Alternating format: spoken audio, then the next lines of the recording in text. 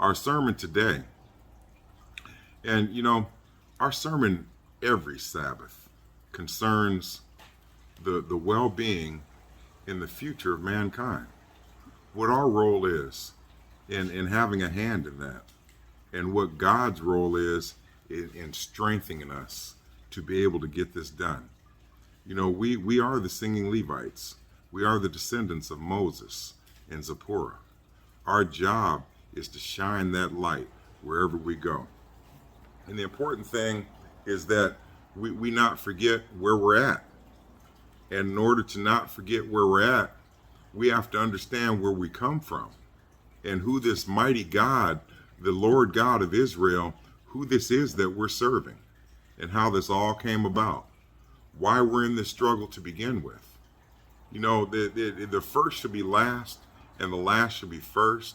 And right now, we're in a season on this planet where you're about to find out what's going to happen next. It's all unfolding before our eyes. And if you don't know what happened in the beginning, you can't tell what's going on now. And if you don't know what's going on now, you surely can't have an idea of what's going to happen next. And I'm going to try to give you a condensed version and where we fit into all this at. You see, a long time ago, some people came to this planet, and here we go, talking about these aliens again. These angels came down here, and some of them were going to do the will of God, and some of them weren't. The ones that weren't said that they wanted to enslave mankind and make more intelligent slaves so that their sons and daughters could be born with indentured servants for the rest of their lives. Now, that's not what God sent them down here for, but that's what they did. And we know that, God knows what everybody's going to do before they do it. And God makes lemonade out of lemons all the time. So God knew what they were going to do. And even though what they were going to do fit into God's plan, their intentions were ill, but the results were positive. And so what they did is they genetically enhanced mankind, and they enslaved us. And you can look that ever since then, those people have been enslaving us. And it's people that don't look like the people that are originally from this planet. They look a little different, and they're from a different environment, and you can tell that this environment has an adverse effect on their appearance and their well-being. And so they had to make adjustments on this planet to make it more livable for them. But the point is that they enslaved us from the beginning, and they taught us about making war against each other.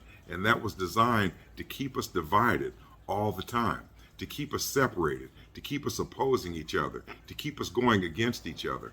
And that's what we have to overcome. That is important now, even more important than it was before. Whatever doesn't kill us will make us stronger. And we had to experience those things in order to have the strength that we have now to overcome these odds and make happen what we need to happen. You can tell, this prophecy that they had has already unfolded, because you can see around the world that every continent has been enslaved, and every type of mankind on this planet has been overrun by these people. And they all look the same, and they don't look like us. And so what we have to do first of all is we have to forgive them for what they did, because it's not their fault. It was an opportunity. And as humans, we seem to be opportunistic kind of people. We seem to be a type of being that goes after monetary gain, because that's what we saw them do. When they came here, one of the things they wanted is they were looking for gold. And the gold was precious. The gold represented great wealth. And now you see in today's world, gold is still the main monetary value worldwide. No matter what currency they use, gold still holds its value, no matter where you go.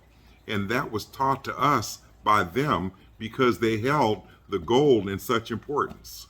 And so we're wired monkey see, monkey do. Whatever we see them do, that's how we learn. And that's how, if you notice, that's how children learn. They learn watching you do what you do.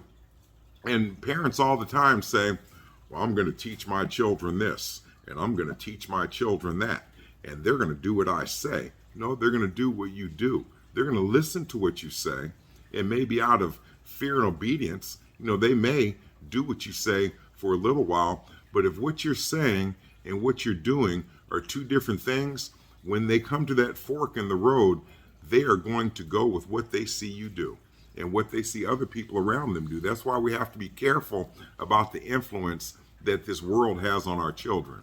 Right now, the devil is working overtime, and his goal is to collect all the souls of the children on this planet. He wants to run the children, and that way he controls the future. Eventually, we're going to be dead and gone, and the children are the future of the planet. And so if you control the children, you control the future. But right now, we have an opportunity to stop that from happening.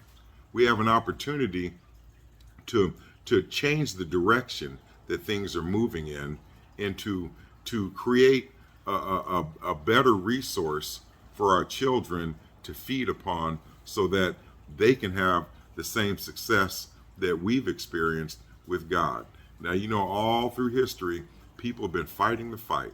They've been fighting the fight for civil rights. They've been fighting the fight for equal rights. They've been fighting the fight for just a chance to live in harmony, in peace.